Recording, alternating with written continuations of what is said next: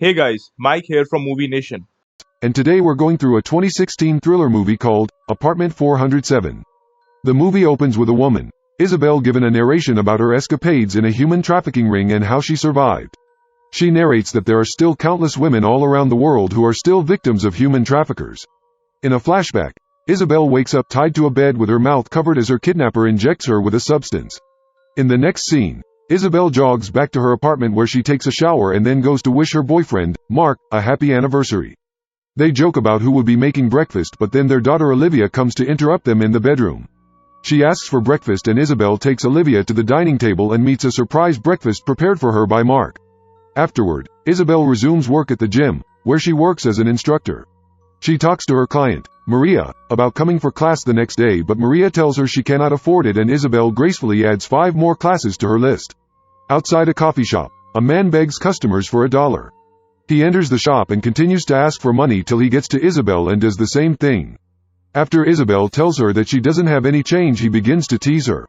Peter, who's just another visitor in the cafe, tries to get the beggar to leave, but he speaks harshly to them and picks up a piece of Isobel's sandwich before leaving.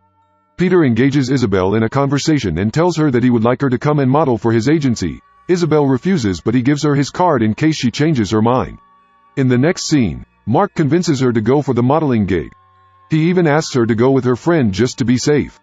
Isobel heads to the modeling office and calls Peter. She finds the building suspicious and has a change of mind. Peter, however, convinces her that she will be safe. He also tells her that the photo shoot is for a cruise company and that's why they are paying so much money. Isobel hesitates for a while but then follows him into the building. They get on the elevator leading to the studio where Isobel meets Chloe, Peter's assistant. They commence the photo shoot and finish up on time. After they are done, Peter thanks her for coming. Isobel returns to work and receives a call from Chloe, congratulating her on getting the job. Back home, Mark returns from work and she shares the good news with him. She tells him she would be gone for the whole day and that her mom would have to come and babysit. The next morning, she says goodbye to her daughter before heading out. Isobel goes to a boutique and buys a dress before heading to the studio. On getting to the studio, Isobel notices the emptiness of the building. She asks Peter why this was so, but he ignores her and locks the door of the studio. He takes a picture of her and goes to sit down. Isobel asks him what is going on and he pulls out a knife. She tells him that her boyfriend will be coming to check on her and Peter tells her that he cannot wait to meet him. He asks her if she has ever been stabbed and then goes on to describe the feeling. He tells her that she could get nerve damage and also an amputation from being stabbed.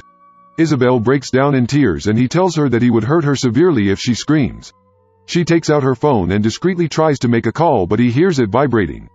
Isobel tells him that she has to use the bathroom and he agrees but tells her to leave her phone behind.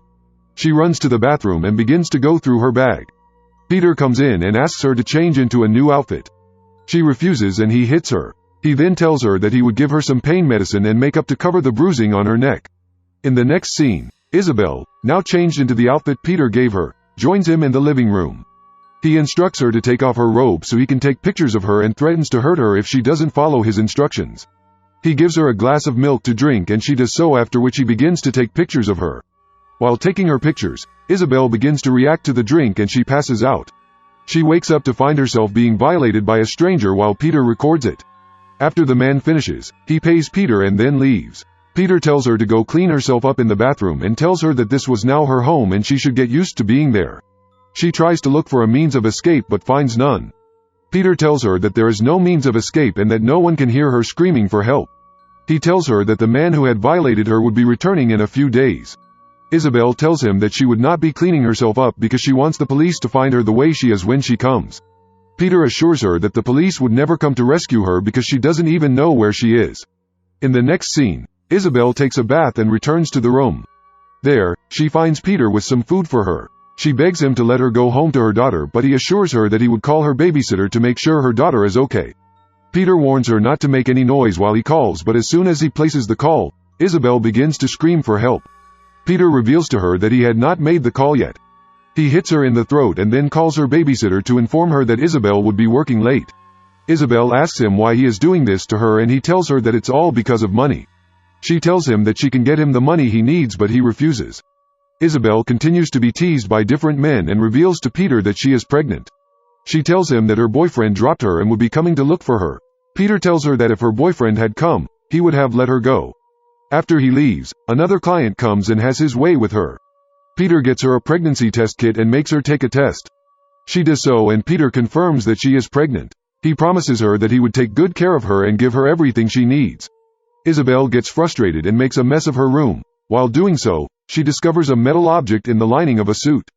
In the next scene, Isobel pretends to be asleep as Peter comes to check up on her. As soon as he comes close, she hurts him with the sharp object. She runs out of the room to the rooftop of the building and tries to scream for help but nobody hears her. Peter comes after her and she runs down the stairs knocking on the doors of different apartments. She finds her way into an apartment where a little girl had been standing and locks the door. She tries to call for help but nobody answers. Peter tries to force the door open but he is unsuccessful until the little girl who turns out to be Peter's daughter opens the door.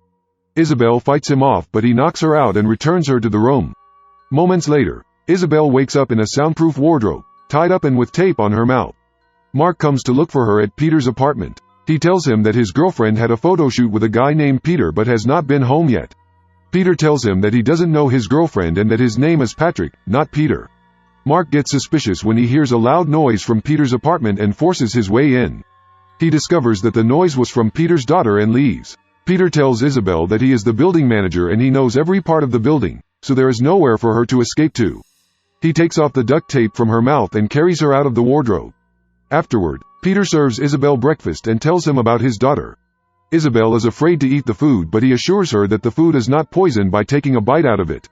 Peter tells her that his real name is Patrick and tells her the people he works for know everything about her, just in case she tries to make trouble after he releases her. A new client comes to take advantage of Isobel and hurts her in the process. Isobel hallucinates about seeing her daughter but wakes up back in the room.